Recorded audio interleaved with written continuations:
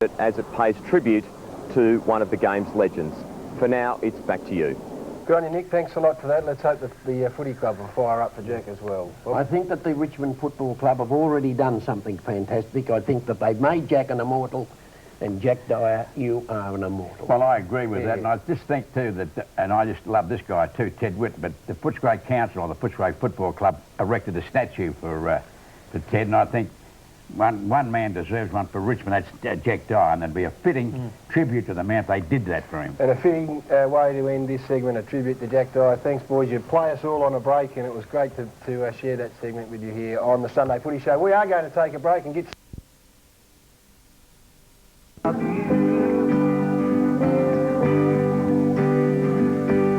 Days when I couldn't live my life without you.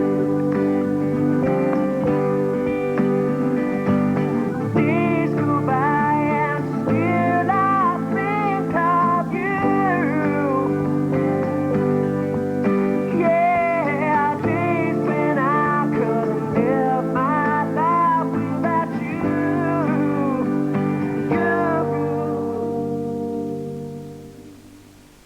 9:30. Watching the Tigers lose to Port Adelaide, Tim, it was one of Richmond's worst crowds for a long time, 15,000. And you just have to wonder, when Greg Miller came out at the start of the year... I saw him play except as a kid, and I wouldn't appreciate it as a kid, but I was told by my coach, Norm Smith, who I think knows everything about football, he rated Jack Dyer very highly as a player, and of course as a personality, he was, you know, second to none. Born in 1913, made his debut in 1931, so all these years he's given us contact with a very early era in the game, hasn't he? He has, and of course the thing about Jack and why he's kept this magic name alive was that he was such a success in the media, both on the radio and on television. He was an absolute Aussie character. And of course we didn't ever know whether he was seriously cracking jokes or whether they just happened. That's true, and we'll never know now. We won't. No, he's been a great man in the game, and inevitably the tributes will pour forth, and we have one now from the AFL's main man, CEO Wayne Jackson. In some ways it's a celebration of a life, isn't it? And a celebration of what a man has given to a football club and given to football in those days, and very, very sad for the family, but a great celebration of what someone like Jack can contribute to a club and to our society and to a game. Thanks, Wayne. Thank you. Valet Jack Dyer at the age of 89. Ron, 50 years of your life this year have been...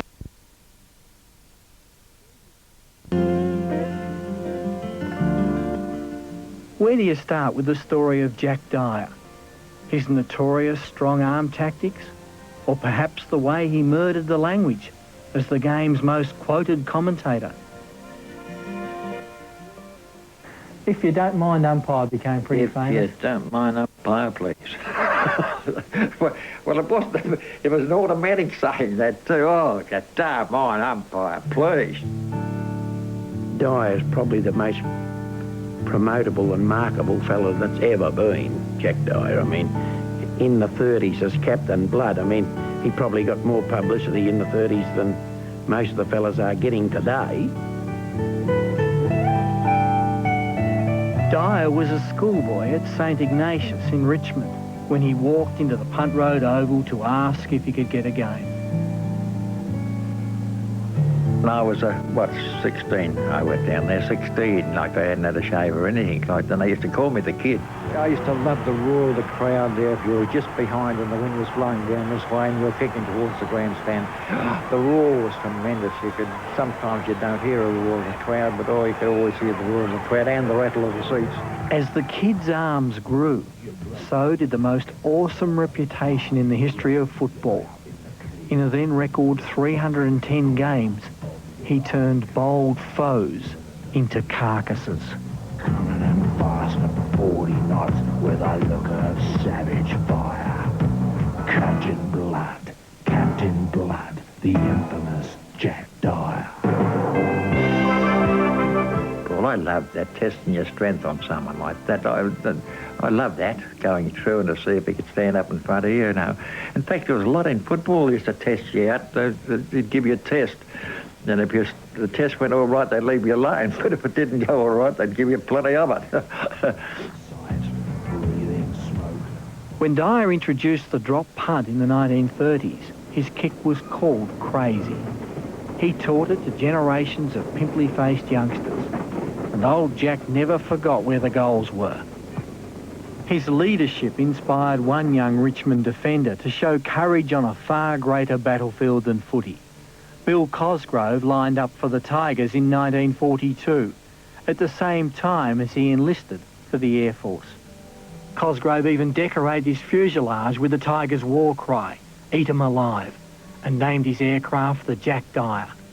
He was shot down 5 times, survived 44 days in a raft from Java to Western Australia, and finally died when he crashed a Beaufighter named Jack Dyer VI in New Guinea. It was a month before the grand final of 1943. Captain Blood dedicated that flag to Cozzy.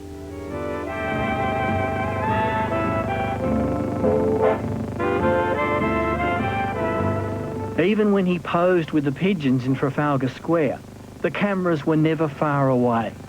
For Dyer has been a football legend longer than anyone in the game's history, and always a photographer's delight, though the legend was sometimes a myth. The ball bounced and Jack hit the ball on, and I'm turning to go around after it, and I've taken the photo in direct line, and it looks as though Jack's given me a nice old swipe across the head. Whereas, in fact, that didn't happen. Jack wouldn't hit anybody, of course. Never hit anyone in my life. You wouldn't, could that? That's how that photo's been around for a long while now, hasn't it? Indeed, stand by for the regret you thought you'd never hear. There's only one thing I regret, mainly, because I didn't believe in Brownlow medals or anything like that. I believed in playing to win. And playing as hard as you could for your side. You forget about medals and all those sort of things like that. And I was leading, I had about 17 votes when I broke down that time. I was going easy at the time. I could have won a Brownlow medal and then been Captain Blood. I think it would have been the best double I'd ever had. but I never broke down, so I never had a chance to get one. Would you like to have won a Brownlow? Yeah, I suppose it looked all right in yourself. You know, that's one of the things you never ever got. But it's a great honour to be called the best football in the league, I think, anyhow. No, there were better footballers than me. Look, I was rough edges. I had a lot of rough edges. Those Brownlow medals have got no edges at all. They're all smooth. Dyer is a freak. He's the most popular. He's the most original. He's the best all-round football person the game's ever seen. What age are you now? 80. I think it's 80. I lost count of it a year ago. But I think it's 80. I think it's 80 years. 15th of November I was born. And what do you want from the rest of your life, Jack? What do you want from the rest of your life? I just want to be have good health more than anything. Just good health. That'll do me. I'm not a what would you say, a millionaire, anything like that. I don't want to be a millionaire because it's got too many little points and sharp shots and everything, and you lose a lot of friends. But I've kept all my friends, and I'd like to still keep them. This week. Written, Mike writes it, and he wrote this about Captain Blood.